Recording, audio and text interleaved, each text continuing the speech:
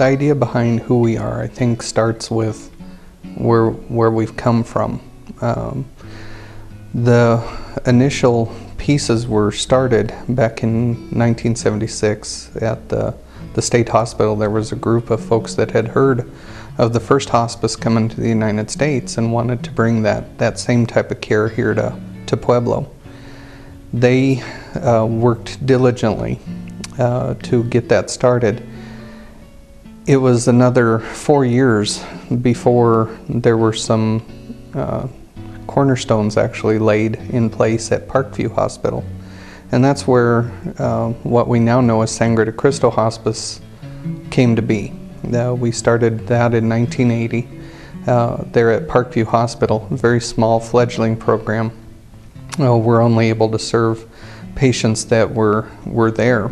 We're proud that we were the pioneers of end-of-life care in Colorado, in southern Colorado.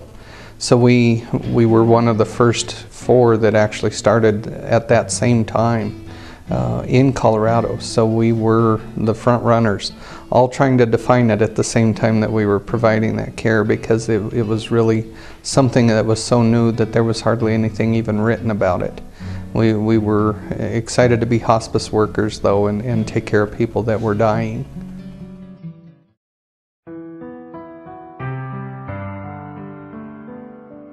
You know, hospice and death have been so closely associated, which is something that we can't shy away from. I think that is definitely what we need to be known for, is that we help people come to that period of time when they know that they have a terminal diagnosis, that we should be the second thought then, that we should be the ones that come to the forefront and say, you know what, we want you to have quality now.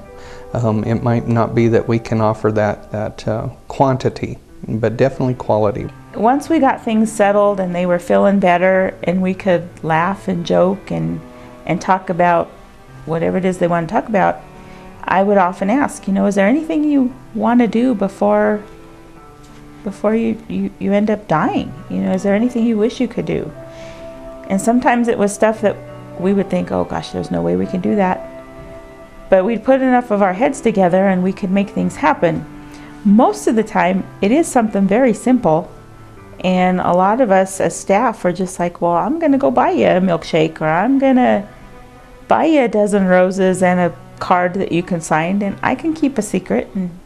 Well, you shouldn't have to face sending someone off alone. You really do need a coach. You need someone to help you do it so that you will do it right, so that you won't have a sense of regret or a sense of longing to repeat it, which probably sounds crazy, but the regret or the sense of, oh, if only I could do that again, is probably the saddest thing that there is. So if you can just button up, actually the hospice helps you keep buttoned up so that you can do it well. We find a lot that folks use us just for the last few weeks of life, whereas some of our best care can be done as we come into the home, and we might come in just sporadically at first because the needs are not great. But what's wonderful is that this hospice benefit and hospice program has been set up to where our services can increase as their needs increase. We can change things around and mold to meet what the family needs. We have our care plan meetings weekly that allow us to adjust that care plan to what the patient and family needs at that point in time. So we do have the opportunity to be flexible, and that's what I want people to know, is that flexibility lends itself to being involved with them over a period of time. Medicare does have the rules and regulations that keep us focused in our care, but we do have that opportunity to really help the entire family unit out. Most of our care, as it can be used well, actually extends out to the family unit. So everybody, friends and neighbors, everybody who's considered a part of that family unit is what we're able to help. And to do so in the last 2 weeks is difficult. We're very good at crisis intervention, but we're much better when we have that opportunity to build that rapport and bring those services in and assist them early on.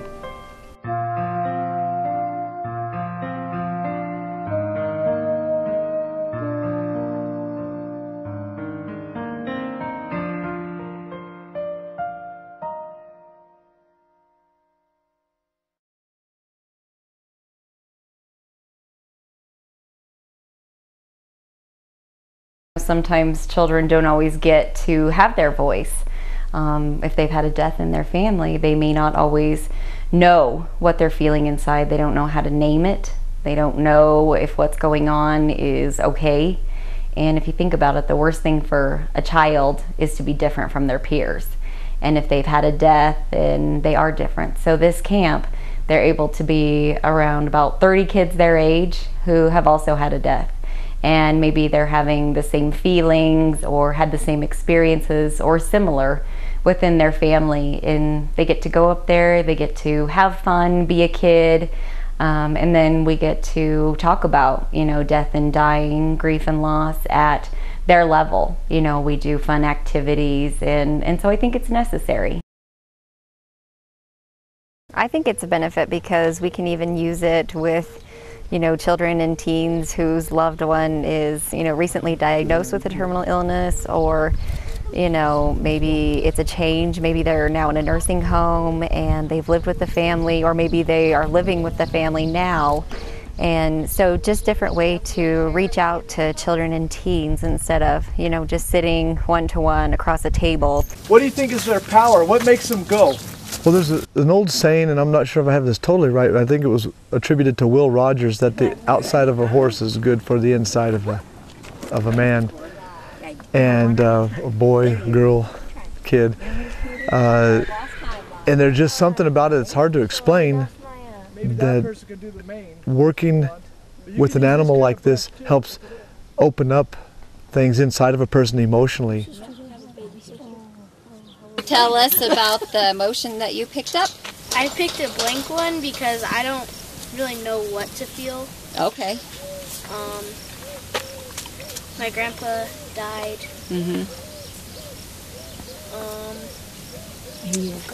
Yeah, I don't know what to feel. Okay. So while you're doing this, remember, you're telling your partner about your lost history timeline. They can tell the horse anything, and when they leave here, they've relieved themselves of those feelings, and they may still have them, but it can be a way for them to release, you know, whatever emotions they came with today. People have been maybe in traditional therapy for 6 months, and then one equine session just start pouring out things that the therapist couldn't get out in 6 months in a regular therapy. And it's not that the therapist was bad, it's just the horses are so good.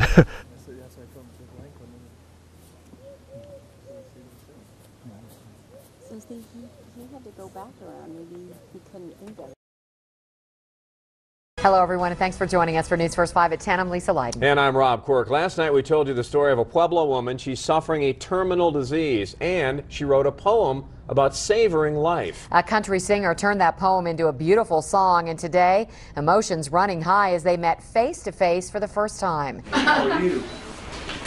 It's great to meet you. They meet for the first time, this pair who created a beautiful song from the most painful place. How was I to know?